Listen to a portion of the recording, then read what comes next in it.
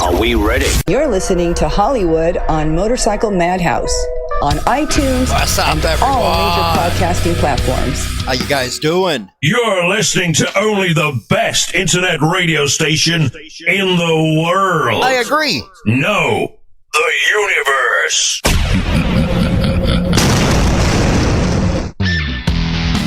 Gentlemen, the king. Hail to the king, baby. And what's up, everyone? Welcome to this edition of Motorcycle Madhouse Biker News. Hopefully you guys checked out that interview with Double D on the last segment. Boy, was that a good one, man. Got a lot of rave reviews about Double D being on the show. Got another special guest coming up next week.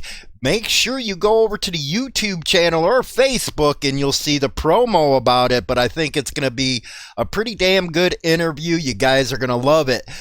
But today, we need our people to go out there and start doing some emailing and calling, man. We got a story coming up that they are trying to push a biker conflict in New Mexico. Yes. Has to do with the Bandidos and the Mongols, and just the way they wrote that story, man, you know they're out for clicks. So yeah, we're gonna need you to help out on that. You guys have been awesome with that kind of stuff, man. Really appreciate it. So also, we got some big news. Remember that McHenry County story about them wanting to trace who has the COVID? Well, they won. And yeah. And then we got our Wall of Shame coming up. So got a big action-packed show for you today. Let's get to it. And face all over the place. We're online 24/7. 24/7. This station is now the ultimate power in the universe. Hollywood's Motorcycle Madhouse on Spotify and iTunes Radio. Hey, we're going to start over on HarleyLiberty.com. Make sure you go over there to get your daily biker news. This actually came out of Albuquerque, and I'll put the original link up in the search box for the descriptions and all that stuff. Law enforcement says war could be on the horizon between two outlaw motorcycle clubs, one being the Mongols MC, the other the Bandidos MC. By Colleen Hyde, Journal investigative reporter. I'll be giving her email. Make sure you email about her story. Can't let this stuff go by. Albuquerque is in the crosshairs of what law enforcement authorities fear could be potential war between two outlaw motorcycle clubs. As a notorious newcomer, the Mongols prepares to wage violent conflict that could spill over to unwitting members of the public. Talking about sensationalism, huh? Where's the facts of that based on? The alleged threat, according to a federal search warrant affidavit unsealed Wednesday, appears to be escalating as members of the Mongols Motorcycle Club stockpile firearms and conduct surveillance for assaults on rival motorcycle club, the Bandidos, a club that has traditionally dominated in New Mexico. You know, the stockpiling and stuff, could it be that we're going through a pandemic right now? I don't know, just me. An early morning law enforcement raid Wednesday hit the Albuquerque residence of three alleged members or officers of the New Mexico's first Mongols chapter, formed a year ago. The raid aimed to recover evidence of racketeering and other crimes while mitigating the threat of violence between the two groups, the affidavit says. It just doesn't happen that, there's an appeal right now with the Mongols going to district or on to the 9th district. I don't know, might have something to do with it, yes, or, because, cops now think they got a free hand in doing whatever they want. Quote, the search warrant affidavit is being submitted to aid the FBI, forever bother Italians, in stopping several imminent threats made by the target subjects and other Mongols members. The threats have been directed at rival outlaw motorcycle club members, their supporters, citizen motorcycle riders, witnesses, and the general public. You are full of crap right there. Let's get something straight. When there's something going on between clubs, they are not directing freaking violence towards the general public. Citizen motorcycle riders, independents is what they're talking about. Their supporters. No, it don't work that way. So already your story's blown. And this is the one section of this article I like you guys to inform this person about who wrote this stuff. Yeah, this ain't going on right, man. The affidavit characterized 3 men whose residence were searched as the most aggressive proponents of a violent conflict because they were conducting reconnaissance on their rivals, encouraging others to join them, insulting and killing rivals while in possession of firearms, ammunition, and ballistic vests. Oh my God, forever bother Italians, man. You know what? This is so freaking sick. Even sick for you people, man, to be doing this and saying that kind of stuff, man. Really? Come on. What do you got? One of your freaking informants in this club or something that's going around telling you this crap to get off of a beef? Yeah, I think that's what's going on. 2 of the 3, William Westfall and Isaiah Matthew Chavez, were arrested on federal firearm charges and are set for the initial appearance in U.S. in Albuquerque. The 3rd, Carlos Alberto Jr., the alleged president of the New Mexico Duke City Mongols, was searched for club tattoos and wasn't charged. Well, he's the president. What are you talking about? I thought they were all into this together. Come on, man. The teams of SWAT agents from state, local, and federal agencies took extra safety precautions conducting the searches Wednesday, given that 2 or 3 suspects targeted had prior charges of assaulting law enforcement. I wonder why everybody is up on law enforcement nowadays. Maybe it's because you're making threats to shoot bikers and getting caught on hot mics, or maybe you're just acting like pricks. Maybe that's why that everybody is disliking cops nowadays. Westfall shot a Bernalillo County Sheriff's SWAT deputy through a closed door during a search warrant execution in 2010. I wonder, let's see here. Westfield was sentenced in 2011 to serve 3 years in prison, but was incarcerated less than a year and was released on probation. New Mexico court records state, let's see here, if you shot a damn SWAT officer, you wouldn't be getting just 3 years, and you wouldn't be released after a year. Maybe it's because they probably tried to come in unannounced, didn't identify themselves, and you know what, somebody kicking in my door, I'm shooting them too. That's just the way it is. Westfall, a former member of the Bandidos, is alleged to be the sergeant at arms of the Duke City chapter of the Mongols. Chavez, described as a Mongol member, is awaiting trial on state charges that include aggravated assault on a peace officer with a deadly weapon in August 2019. He had been on pretrial release in state district court and wasn't permitted to possess firearms. Law enforcement agents who searched his residence found a Taurus revolver and a Taurus pistol in his bedroom closet on top of his patches. I don't know, maybe, it's a girlfriend. I don't know. Then it goes into the 5 incidences of violence. The affidavit relies in part on information. Oh, here we go. Hollywood was right. From 6 confidential informers. One told investigators that Alvarado, a Mongols member who moved from Arizona, frequently commented how lax New Mexico laws were compared to Arizona and Colorado, and that would help boost the growth and goals of the Mongols. How did that informant work out for you guys with the Vagos one in Las Vegas? Oh my God. 6 informants. Holy crap. Yeah. At least 5 incidences of violence between the 2 clubs have occurred since the Mongols muscled into New Mexico.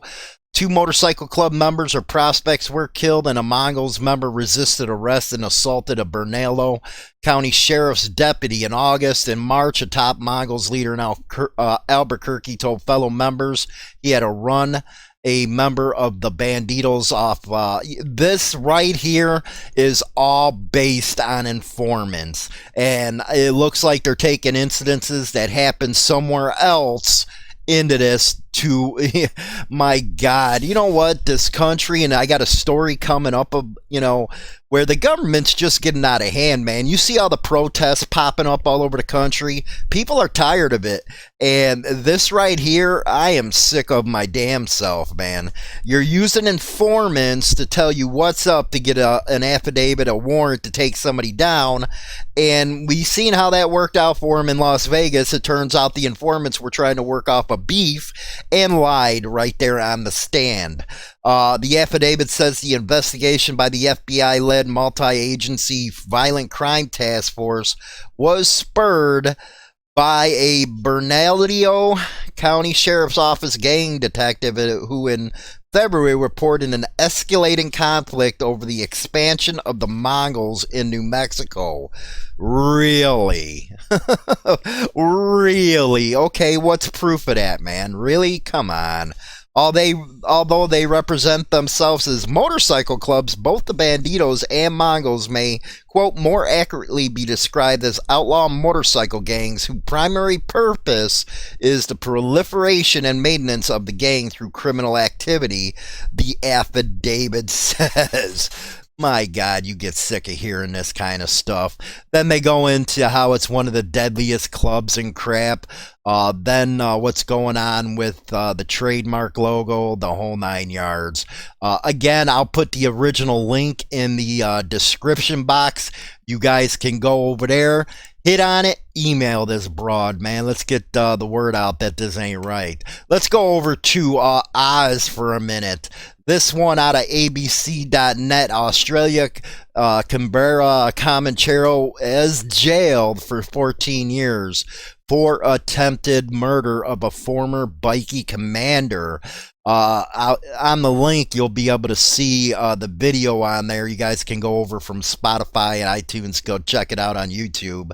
The ACT Supreme Court also ordered Axel Sideros, 25, to pay $20,000 in reparations for damage caused in the attack. The CCTV footage I was just telling you about, you can come over and see it. Shows a group of armed hooded men sneaking over a rear fence and into the backyard. A former Comanchero commander gives his name and all that stuff. 2 of the intruders fired weapons into the house, who returns fire with a rifle. Meanwhile, the other 2 intruders poured petrol, or gas as we call it over here, over 3 cars, including a BMW and Mercedes, and around the property. The men flee the ignite. So he got 14 years on that. That one by Michael Inman out of abc.net. Next one, man, this is this one, I received mixed freaking responses about. People would say, well, I'd like to know who it is, but the problem is, once you start giving your liveries away, you'll never get it back, man. And they're already talking about contact tracing as part of some of the stipulations to open up, go back to work. Yeah, and I'll talk about that in a minute. Illinois County must hand over coronavirus patient's name to police, the judge rules. He ordered the McHenry County Health Department hand the names of those who have tested positive to coronavirus over to the police. Now, I haven't researched this month, so I don't know if they have to do with this with AIDS, not that I'm aware of, but I don't know. Maybe somebody knows, can let us know in the comment section. The health department in McHenry, approximately an hour outside of Chicago, had originally refused to hand over the names, prosecutors said. Health departments typically cite privacy concerns, which, yeah, you're guaranteed it is privacy concerns. Specifically, the Federal Health Insurance Portability and Accountability Act. State's Attorney Patrick Keneally's office filed a lawsuit last week on behalf of the sheriff, Bill Prim. So, Bill Prim, McHenry County Sheriff, who had asked the health department to provide the names and addresses of those infected to 911 dispatchers. The information would be relayed to officers assigned to each call so that they could take necessary health precautions. Really? Well, why don't you be doing what the rest of us are doing? You know what? Going out in crowds, put your mask on, put your gloves on, protect yourself, but you're crying little weasels. That's what usually happens. This was a no-brainer for the health department, a common sense, confidential. How's it confidential giving your health records to a cop off the street? We already know those Leos love running their mouths. Then they're going to go tell their friends. They're going to tell their wife, yeah, I had a call. This guy. Yeah, that ain't confidential, man. I don't trust anybody with that information, no less a freaking badge. An entirely lawful way they could have worked collaboratively with police departments to assist enhancing the safety of officers and the community in these dangerous times. There you go. And the community. What's that have to do with protecting the community? What, you're going to release the names out to everybody? First you said it's for your officers. Now, all of a sudden, it's for the safety of the community. People can freaking see through your lies, man. Then they cry and whine about the fact we had to spend precious time on public resources. Clearly best spent elsewhere in this difficult time. To get a court order in our favor is beyond disappointing. Well, hopefully everybody emails that guy after I get on. But let's go to the wall of shame. Yes, our wall of shame is when we feature a Leo who does something that gets them thrown in jail, just like, they try to put on 1%ers and motorcycle club members that they're so bad at people. So we're going to start highlighting their shortcomings. Birmingham police officer arrested in a homicide case. This out of the patch.com. A Birmingham police detective, no less, is in custody. And there she is. Alfreda Fluker has been charged with capital murder. A 15-year veteran of the Birmingham Police Department is in custody and has been charged with capital murder. The incident occurred just before midnight. Sergeant Rod Mulliden of the Birmingham Police Department said officers from the West Precinct responded to a spotter call of several rounds fired in the 3000 block of Pearson Avenue. Mulliden said officers arrived in Germania Park area and discovered Fuller, 43, inside of a vehicle suffering from multiple gunshot wounds. Birmingham Fire and Rescue responded and transported Fuller to UAB Hospital with life-threatening injuries. Investigators were later notified that she succumbed to her injuries and was pronounced dead.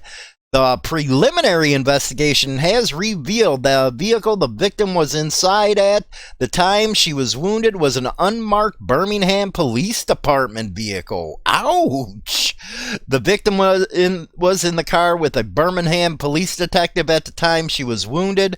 Mulliden said it has been also established that the suspect in the shooting is Birmingham Police Detective Alfreda Fluker. They said the motive is homicide in a domestic nature. Your wall of shame right there, Alfreda Fluker of the Birmingham Police Department is your second on the wall of shame. Don't forget to listen to Motorcycle Madhouse on iTunes, Spotify, Stitcher, Google Podcasts, and more. Also, go over and follow us on Facebook, Twitter, Instagram, Pinterest, and YouTube, and all our other platforms. HarleyLiberty.com for your daily biker news. Rock on. So, my thoughts on today's news is you're really starting, if you dig into the material, seeing just how obnoxious Leo is acting. Whether it be the Forever Bother Italians or the ATF, local police, they get all their information mostly to start these investigations from informers, 6 in this case, and most of the time these informers are trying to work off a beef. They're trying to work off a beef, and as we learned in Las Vegas, the same guy who was on the stand who lied his ass off was trying to get out of everything, and he was trying to take everybody down with him. So you can bet 6 freaking informants, some of them are working off their stuff. Either that, they're just lying, you know what I mean? But it's getting ridiculous that, this government's allowed to rely on informers to get freaking warrants. They have no freaking proof of what's going on. They're using incidences around the countries to get their warrants. That's just so un-American. And, that goes into the story with this COVID thing, man, where, they're able to get your personal records, your health records at that. Don't they get enough information on us, this government? And I was really happy to see all the protests happening around the country, and I guess more is coming up. The people are waking up, man. They're getting sick of this stuff. A lot of when you get arrested on a beach by yourself just because you're surfboarding, come on, man. This is the United States, and, one thing that raised my eyebrow was this doctor, dude, Fauci, whatever his name, was talking about, we'll have you passed your coronavirus test so you to go out. Basically, let's hand our freaking papers over to the checkpoint. This ain't the way America is, and people who are standing by it, no, one thing a lot of people ask me, well, what are you doing besides doing this stuff? Well, I'm an NRA recruiter. I'm real heavily involved with local politics, organizing, stuff like that. I'm real active. I do stuff, and when I do all these stories and stuff, I'm on them.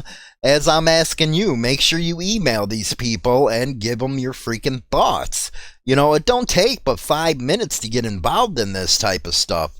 When you got freaking a news agency quoting the FBI saying, well, the Mongols might be targeting civilians and independent bikers. Do you really believe that, man? I'm guessing you don't if you have any damn brains, because anybody who knows anything about motorcycle clubs knows damn well that's not how it works. They're not out there targeting innocent people. That's just a way, to throw a wrench into what's going on with the Ninth Circuit, with the patch thing. Law enforcement, they're evil people, man. They work together to try to They think they're gods. It's just like that freaking guy who was mouthing off on the hot mic, and who also was found to, trying to dispose of evidence or make it fraudulent. How the hell you keep that kind of person on force if they're doing something like that? If you or I did something like that, we'd be sitting in freaking jail right now. But the Leo all stick together, man. They all stick to freaking together. We shouldn't be surprised, but we shouldn't stand for it. You know what I mean? We shouldn't stand for this type of stuff anymore. And I think we're in our, the country's history where, the boiling pot's starting to boil over, man, because people are just sick and damn tired of it. And, this New Mexico story should really show you what's up in the way they try to connive everybody and try to BS everybody. So hopefully you guys get on and make sure that you pound rock on, man. That's that hashtag rock on is doing good. Appreciate all the support that way. Don't forget, Motorcycle Madhouse Live is on Thursdays at 7 p.m. Central Standard Time. Had a great show with Double D and all that good stuff. But until then, I'll talk to you guys later. Internet Biker Radio Show is now available on Spotify and all major platforms, including iHeartRadio, iTunes, Stitcher, and more. Don't forget to become a subscriber on any one of these platforms so you can be notified right away when our weekly episode is uploaded so you never miss an episode. Hi, this is James Hollywood Machikari. Join our YouTube channel and get Motorcycle Madhouse and tons of videos related to the bikers.